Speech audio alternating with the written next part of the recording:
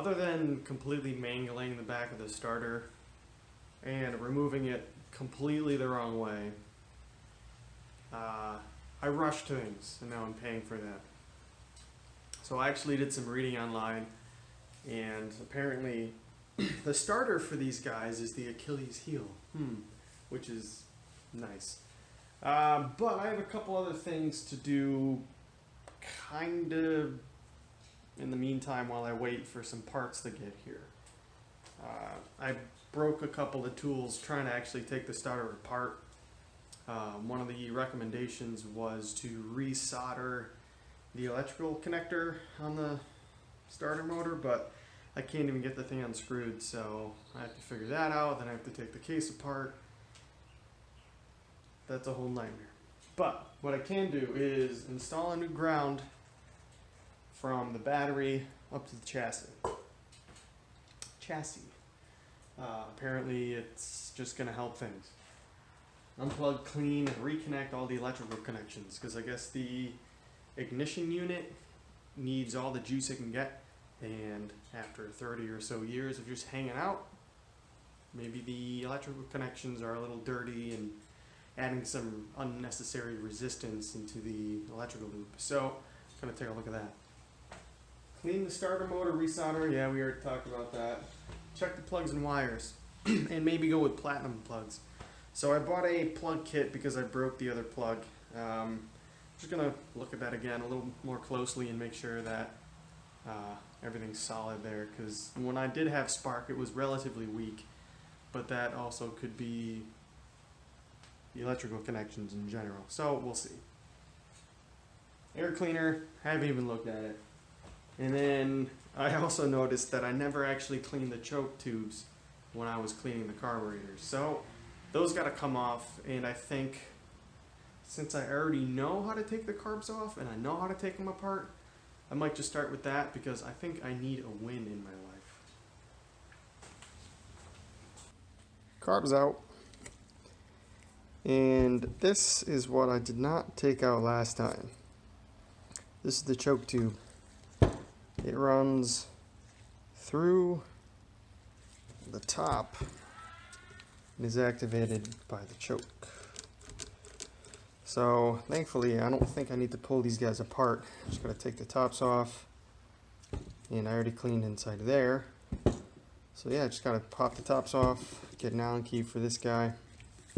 Should be easy.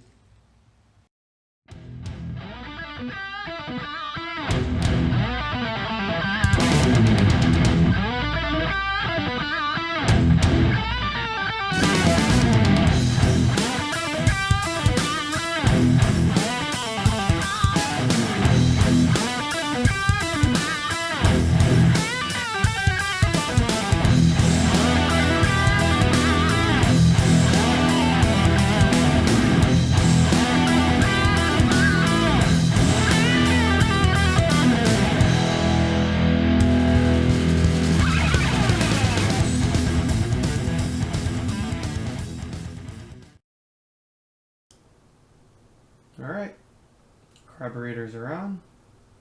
Next thing we got to do is get this crankcase cover off.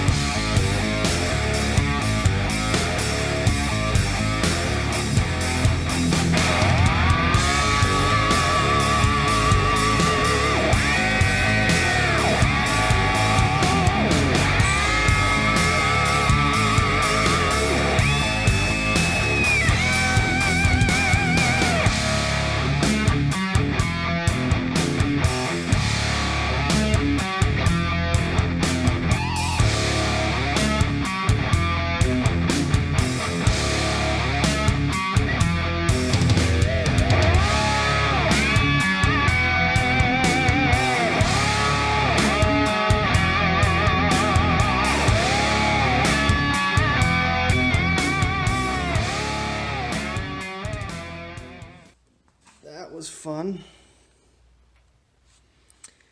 This whole assembly fell apart, and I'm pretty sure I know how it goes back together. does feel kind of crusty though.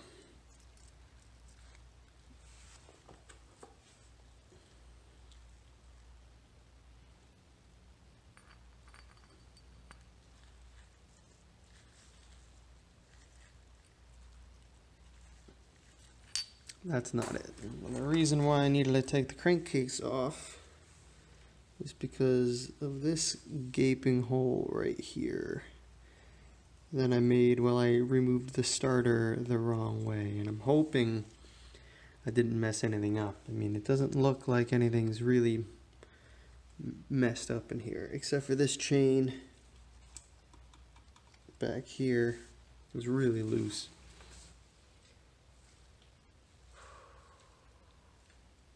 Well, it happened to me.